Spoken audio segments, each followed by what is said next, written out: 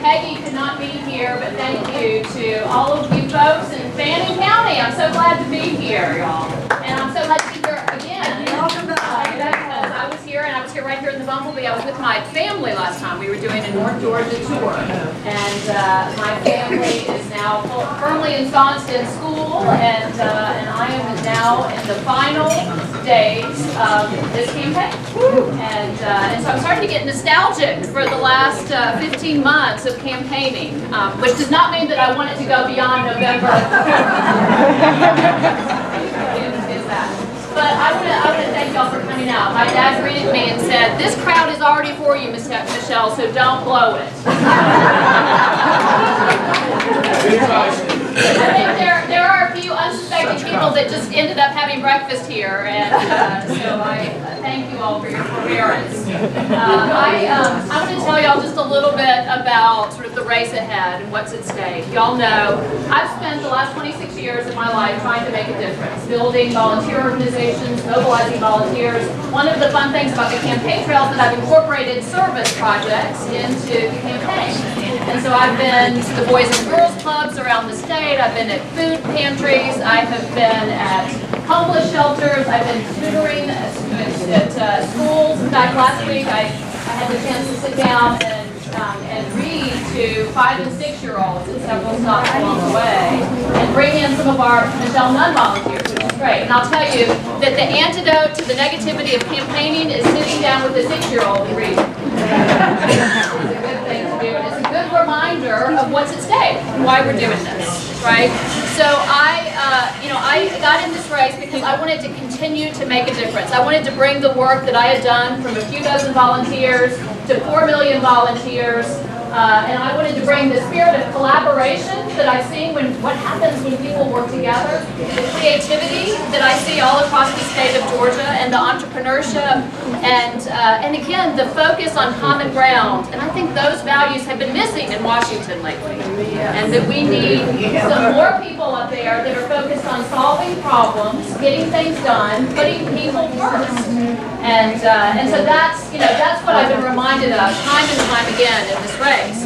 I've also been reminded of not only those values that I've learned from working alongside of volunteers, but my own family values. I have 9 generations of Georgians before me here in the state. I have a grandfather who was the mayor of a small town, Cary, Georgia, just a little bit bigger than Blue Ridge. And I have a grandmother who was a teacher who taught me that we live out our faith by serving others.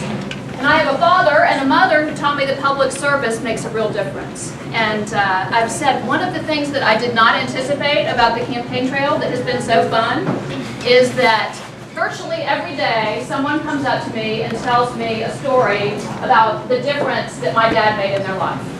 And it's been an affirmation.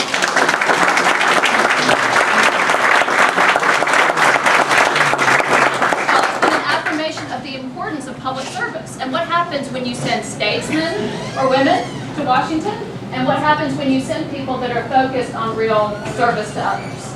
And so that's what I've been talking about in the race. I've been talking about jobs, I've been talking about fiscal responsibility, I've been talking about education, and all the things that we can do, from raising the minimum wage for folks to make sure that they have the capacity to be self-sufficient, to actually investing in infrastructure and simplifying our tax code, making it more equitable and fair, to actually, looking at how do we tackle our long-term debt, because we want to make sure that Social Security and Medicare is there for the next generation, and the only way we're going to do that is by people working together across party lines. So that's been some of the message. I've been talking a lot about education, about what are we doing to make sure we're investing in early childhood education and universal pre-K, and at the same time also making sure that we are enabling our young people to have an affordable pathway to college, technical school, and college. So fortunately, our message of moderation and pragmatism and putting people first is resonating with Georgia. And I just want to tell y'all, we've come a long way in this race because people like you all have believed that it was possible.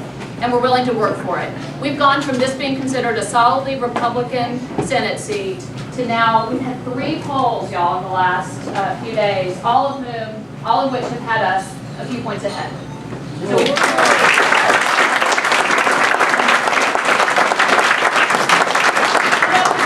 family, y'all come on out. Michelle, we want to wish you the best of luck, but we need to leave. I know. Get a 9-hour drive.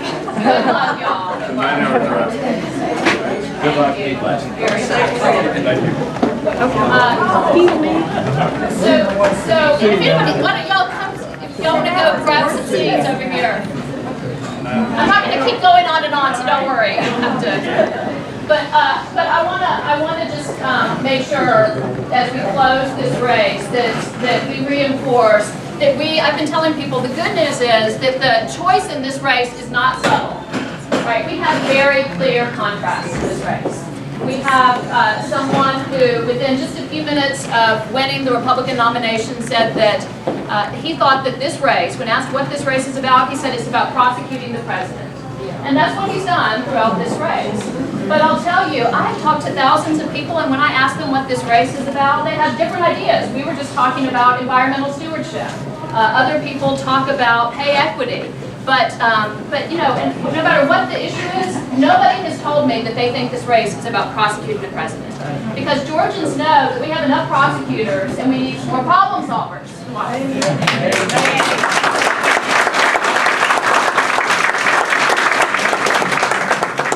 David was asked, is there a single Democratic idea that you could work together with Senate colleagues on? He could not think of one. Not one. And there have been very few bipartisan efforts that have actually occurred over the last year, but he seems to be against all of them, whether it's bipartisan immigration reform led by John McCain, or whether it's the I won't repeat that, but what'd you say? Against motherhood. Yeah. So he, you know, again, he's against the Farm Bill. He is, this is something that Saxby Chambliss and Johnny Isakson voted for and said it was one of the most important pieces of legislation for our Georgia citizens. He is for the government shutdown, and he's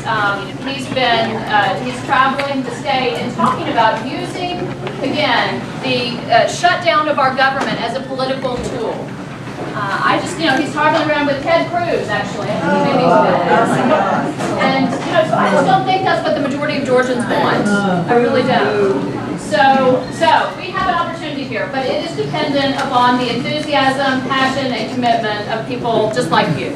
And so I just want to ask you in these final days to do everything that you can, because ultimately there's lots of ads on the airwaves. There's lots of different sophisticated ways in which campaigns are trying to get their message out. But the most powerful way that we can get our message out is by you. Telling people that this race matters, putting yourself out there, maybe daring others to have a conversation with you about this race, about what's at stake. And inviting, if you think about it, if you just said, if I talk to 5 people every day about this race and encourage them to vote, that would make a profound difference. So that's what I'd like to encourage y'all to think about and to do. And to help us, we're doing phone banking and canvassing all across the state. I'll close with a story of a group of kids that I was sitting with in Augusta not long ago. And it was the Jesse Norman School of the Arts. And it's an after-school program working with kids, giving them an opportunity to have academic enrichment through the arts. And I sat around and I asked them, what do they want for our state? If I'm their senator, what do they want me to carry forward? And they had all these great ideas. When I ask my kids that, they say things like, make sure that the day after Halloween is not a school day. And these kids sat around and they said, you know what we want? We want to make sure that the teachers are paid more. They were advocating for their teachers. They said, we want to make sure that we are taking care of our children around us. And I told them, I said, well, you know what? I have to go out and I have to convince people to vote for me. And I said, this afternoon, I'm going out and knock on doors. Because I was going out and canvassing in Augusta. And Jacob, who was 10, sat across from me, and he was giving me good political advice throughout the conversation. So he said, Michelle, that sounds like a pretty good idea, but I want to tell you, don't do that too much. Don't knock on too many doors. It might make you seem a little desperate.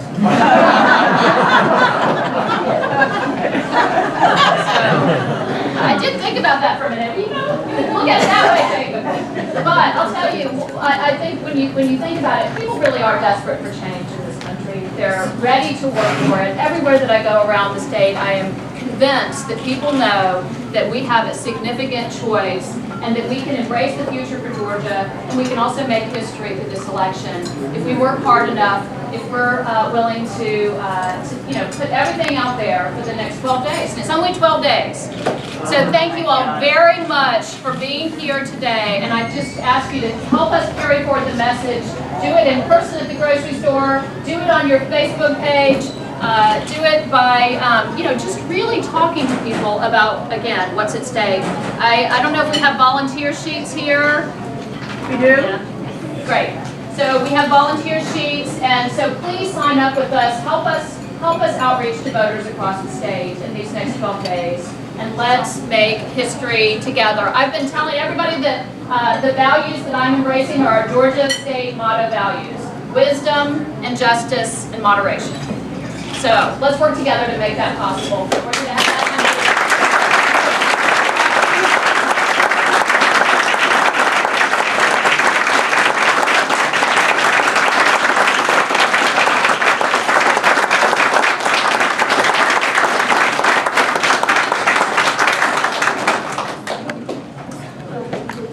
All right. My dad, sometimes I call upon him. I'll say just a couple of things. Two questions that people pose. One is, why is there so much dysfunction in Washington? And the second question is, what can we do about it? Bob Gates was the Secretary of Defense for President Obama, but before that for President George W. Bush. He's a lifelong Republican. He was asked the other day, what is the biggest security challenge we face? Is it Iran? Is it North Korea? Is it Russia? Is it China? His answer was, no, it's none of those. It's dysfunction in Washington because our government has to be able to find ways to be civil, to get along, and to solve problems. So my answer to the two questions, the biggest security challenge we face and the economic challenge and the job challenge is that our folks in Washington think that they are supposed to be ideological and not find ways to compromise. I've made the statement a number of times, and it's absolutely true. I never had a major piece of legislation passed in my 24 years without a Republican partner. I always worked with the other side of the aisle. That's what we've got to have in Washington. We've got to have problem solvers, not prosecutors. And Michelle is a problem solver. She will work with the other side of the aisle. She'll build bridges. That's what she's done all of her career, is work with other people. So this is an important election, not just for Georgia. It's an important election for our state, but it's an important signal to the rest of the country that this state is going to send someone to Washington to work on problems that are of vital interest to our nation, both security and economic and jobs. Michelle is clearly that candidate. Her opponent says he's going to be the chief prosecutor. Obama's just going to be there 2 more years. What's he going to do the rest of these 4 years? When I was in Washington, my first term, I served with 3 presidents and 4 vice presidents, my first 6 years. Georgia has always looked at the Senate seat as a long-term investment. And that's what we have an opportunity to do now. Not a 2-year investment. This is a 6-year investment. And if they do a good job, we elect them longer than that. And that's paid off for our state for a long time. So we have a choice, a big choice to make in 10 days. That is a problem solver, a prosecutor. We can send a big signal to the rest of the country with this race. Thank you all. Let's